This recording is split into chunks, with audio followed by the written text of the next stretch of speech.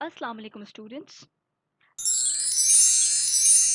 I'm Ma'am Bushra Shahzad Khan and today we will shed light on the topic structural dimensions of organizational structure. This is part 1. Students, if you remember, we have already discussed a bit about it in previous sections like Intro to OTD Part D, but here we will explore some new angles of it.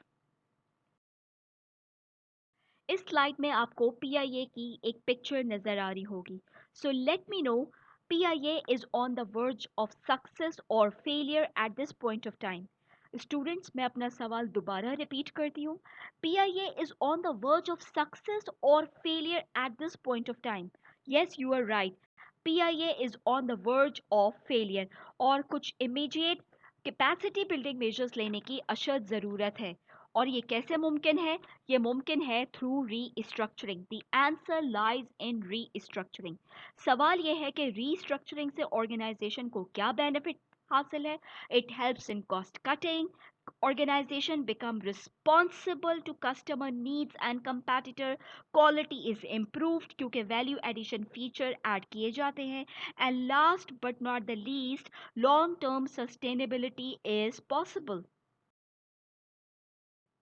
then in order to restructure the organization basically हमें focus करना है तीन main ingredients पे वो तीन major ingredients क्या हैं they are basically number one complexity number two formalization number three decision making जो कि centralized भी हो सकती है और decentralized भी हो सकती है now I will try to simplify it for you अगर कोई भी बिजनेस एक्सपेंड कर रहा है तो वक्त के साथ साथ इसमें कॉम्प्लेक्सिटी इंक्रीज होगी यस और नो डेफिनेटली जैसे जैसे बिजनेस एक्सपेंड कर रहा है उसमें कॉम्प्लेक्सिटी भी बढ़ेगी फिर बिजनेस को फॉर्मलाइज करने की भी ज़रूरत है और आखिर में ये तय पाया कि डिसीजन मेकिंग के हवाले से ऑर्गेनाइजेशन में सेंट्रलाइज या डिसेंट्रलाइज सिस्टम भी बनाने की ज़रूरत है ताकि इससे कंपनी को सही मायनों में मैनेज किया जा सके ऐसा करने से बिजनेस को बेसिकली थ्री सीज का फायदा हासिल होगा वो थ्री सीज क्या है better communication better coordination and better control so students if we recall the example of PIA again अगर top management diligently काम करे complexity पे formalization पे decision making पे then it will have better control coordination and communication which is basically missing at PIA at this point of time अब हम सबसे पहले जो पहला हमारे पास स्ट्रक्चरल डायमेंशन है कॉम्प्लेक्सिटी उसको एट लेंथ डिस्कस करेंगे कॉम्प्लेक्सिटी किस की तरफ इशारा करता है या किस बात की निशानदेही करता है it basically refers two degree of differentiation I again repeat students it refers to degree of differentiation and as you can see in the infographic degree of differentiation lies in basically three areas एक horizontal है एक vertical है और एक spatial है अब इनको हम वन बाय वन elaborate करेंगे स्टूडेंट्स इस ऑर्गेनाइजेशन चार्ट से आपको क्या अंदाज़ा हो रहा है हम किस डिफ्रेंसिएशन की बात कर रहे हैं आया हम हॉरिजॉन्टल की बात कर रहे हैं वर्टिकल की बात कर रहे हैं या स्पेशल की बात कर रहे हैं I pause for a while so you can think about it yes you are right we are talking about horizontal differentiation इस तरह का ऑर्गेनाइजेशन चार्ट आपने पहले भी फंक्शनल डिपार्टमेंटलाइजेशन में पढ़ा होगा या स्टडी किया होगा और फर्दर ये कि अगर आप chapter like fundamentals of organizational structure को क्लिक करें तो वहाँ पे आपको इस चार्ट की एक रेप्लिका नज़र आ जाएगा so we can say that functional structure is the foundation of horizontal differentiation यानी कि हम यहाँ पे स्ट्रक्चर के ब्रेथ की बात करते हैं मज़ीद इस कॉन्सेप्ट को हम सिंप्लीफाई करते हैं हॉरिजॉन्टल डिफरेंशिएशन में हम बात करते हैं degree of differentiation among departments I again repeat horizontal differentiation में हम बात करते हैं degree of differentiation among departments इस ऑर्गेनाइजेशन चार्ट में आपको डिफरेंट डिपार्टमेंट्स नजर आ रहे होंगे like purchasing production marketing sales R&D, HR, these all departments are mentioned यानी कि ये different occupations आपने अपनी organization में create करनी होती हैं अब जो मैंने आपको एक्सप्लेन किया उसको मैं मज़ीद आपके लिए समराइज़ कर देती हूँ। बेसिकली हॉरिज़ॉन्टल डिफरेंशिएशन में हम 2 फीचर्स की बात करते हैं। One is specialization and second one is departmentation. I again repeat, first is specialization and second one is departmentation. Definitely horizontal differentiation में जब डिफरेंट आपको यूनिट्स नज़र आएँगे तो हर डिपार्टमेंट की अपनी स्पेशलाइज़ेशन भी होगी। डिपार्टमेंटेशन किस किस बेसिस पे हो सकती है? प्रोडक्ट के बेसिस पे भी हो सकती है, प्रोसेस के बेसिस पे भी हो सकती है और फंक्शंस के बेसिस पे भी हो सकती है। हॉरिजॉन्टल डिफरेंशिएशन में ही हम जो दूसरा फैक्टर है स्पेशलाइजेशन को एट लेंथ डिस्कस करेंगे। सबसे पहले ये जानना ज़रूरी है कि स्पेशलाइजेशन कहते किसे हैं? किसी भी स्पेसिफिक एरिया में नॉलेज या स्किल सेट का होना। Then it is categorized into basically two elements. One is function department specialization and second one is social specialization. Functional specialization तो बहुत सिंपल है, जैसे हम जानते हैं और हमने बहुत दफ़ा डिस्कस भी किया है डिवीजन ऑफ लेबर को। तो functional specialization is same as division of labour. मतलब ये कि किसी भी जॉब को स्मॉल या रेपिटेटिव टास्क में डिवाइड कर देना। अगर एक फुटबॉल टीम आपने प्रिपेयर करनी है तो उसमें कोई फॉरवर्ड खेलेगा, कोई डिफेंसिव खेलेगा और कोई बेसिकली गोलकीपर होगा। Second example is of social specialization, which means individuals of high caliber and high potential. जब ऑर्गेनाइजेशन कोई प्रॉब्लम्स या चैलेंजेस फेस कर रही होती है तो हम कंसल्टेंट्स को हायर करते हैं। एग्जाम्पल हमारे सामने मौजूद है Tania Erdos. She is the ex employ of Google, लेकिन डिजिटल पाकिस्तान विजन को प्रमोट करने के लिए या उसको फर्दर आगे जिसे कहना चाहिए आगे उसको प्रोसीड करने के लिए हमने तानिया एर्दोस को प्राइम मिनिस्टर ऑफ पाकिस्तान ने उसको हायर किया है ताकि वो अपनी कंसल्टेंसी, अपनी एक्सपर्टीज़, अपनी नॉलेज जो है वो शेयर कर सके और डिजिटल पाकिस्तान के विजन को प्रमोट कर सके। We have a popup question. अब ये पॉपअप क्वेश्चन क्या है? Khanzada Inc requires large number of different occupations. एक कंपनी है जिसका नाम खानजादा इंक है और उसको अपनी कंपनी रन करने के लिए मुख्तलिफ किस्म के ऑक्यूपेशंस दरकार है, जो ऐसी वर्कफोर्स दरकार है जो कि स्पेशलाइज नॉलेज रखती हो, स्किल सेट रखती हो। इस केस में आपने ये बताना है कि डिग्री ऑफ कॉम्प्लेक्सिटी ऐसी कंपनी में हाई होगी या लो होगी। Definitely the answer is high complexity. Vice versa is अगर एक कंपनी का स्ट्रक्चर सिंपल बुनियादों पे बनाया जाए जहाँ पे डिफरेंट टाइप ऑफ ऑक्यूपेशंस ना हो, वो कंपनी बिल्कुल इन्फेंसी स्टेज पे एग्जिस्ट करती हो, जहाँ पे आपको डिफरेंट एक्सपर्टीज या टेक्निकल एक्सपर्टीज की अभी ज़रूरत ना हो, वहाँ पे कॉम्प्लेक्सिटी जो है लो होगी।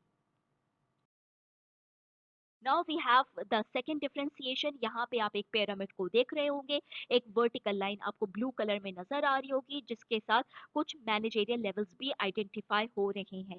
This is basically a tall hierarchy which means आपके पास जब भी टॉल हायरार्की होगी तो आप वर्टिकल डिफरेंशिएशन को फॉलो करेंगे, यानी कि वर्टिकल डिफरेंशिएशन स्ट्रक्चर के डेप्थ की बात करती है। I repeat it once again. Basically, vertical differentiation refers to depth of the structure, whereas horizontal differentiation refers to breadth of the structure. जब हम वर्टिकल डिफरेंशिएशन की बात कर रहे हैं so we need to talk about span of control. Span of control को भी discuss करना ज़रूरी है। क्वेश्चन ये रेस होना चाहिए कि स्पैन ऑफ कंट्रोल क्या है। Basically it is the number of subordinates manage by a supervisor. Span of control का मतलब ये है कि एक सुपरवाइजर या एक मैनेजर कितने नंबर ऑफ सबऑर्डिनेट्स को मैनेज कर सकता है।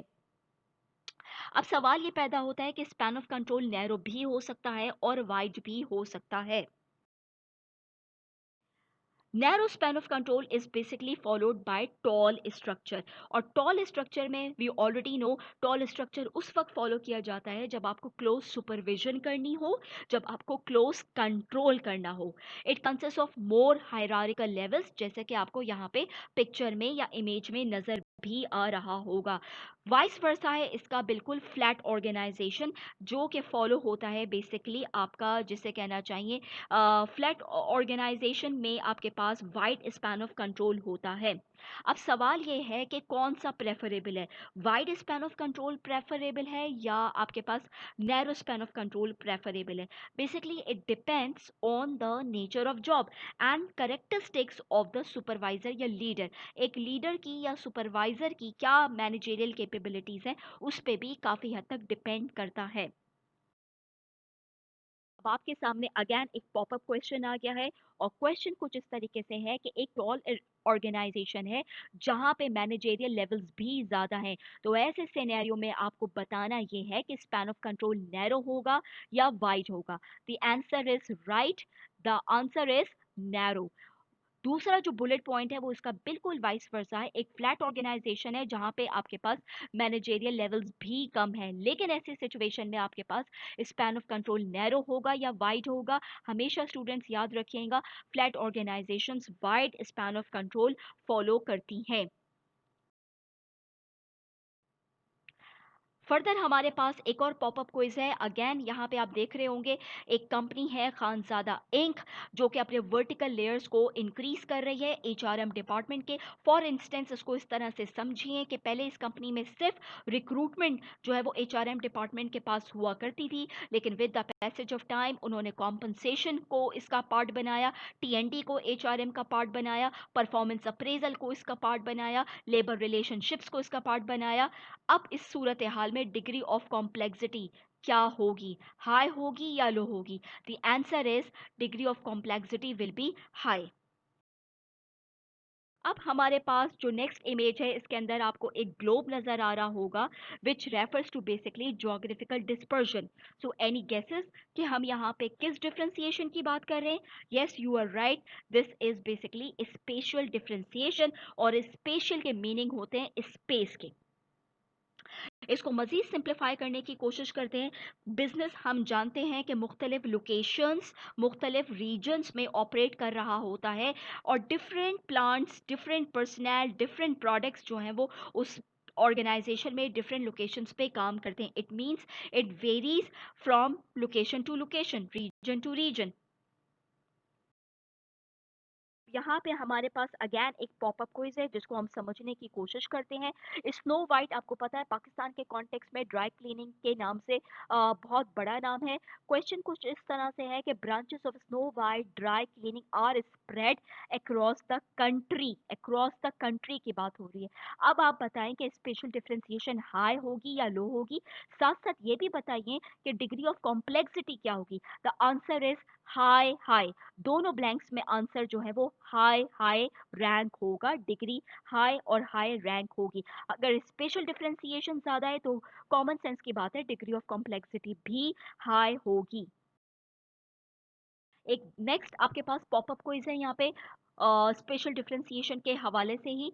दो कंपनीज को यहाँ पे कंपेयर किया गया है, कॉन्ट्रास्ट किया गया है। टीसीएस कोरियर सर्विसेज में इन दोनों का बड़ा नाम है टीसीएस और Leopard. TCS is having two regional offices that are 50 miles apart, जबकि लेपर्ड के जो दो ऑफिसेज हैं दे आर 250 माइल्स अपार्ट या 250 माइल्स के डिस्टेंस पे बेस करते हैं या लोकेटेड हैं। इस केस में आपने ये बताना है कि लेपर्ड के कॉन्टेक्स्ट में स्पेशल डिफरेंशिएशन क्या है और अल्टीमेटली डिग्री ऑफ कॉम्प्लेक्सिटी क्या है। लेपर्ड के केस में स्पेशल डिफरेंशिएशन भी हाई है और कॉम्प्लेक्सिटी भी हाई है, जबकि टीसीएस के केस में स्पेशल डिफरेंशिएशन भी लो है और कॉम्प्लेक्सिटी भी लो है। In the end, I would like to give you a brief overview कि आज हमने क्या डिस्कस किया। हमने स्ट्रक्चरल डायमेंशन का जो पहला कंपोनेंट है, पहला इंग्रेडिएंट है कॉम्प्लेक्सिटी, जो डिग्री ऑफ डिफरेंशिएशन की बात करता है on grounds of horizontal, vertical and spatial. We basically shed light on it. Thank you.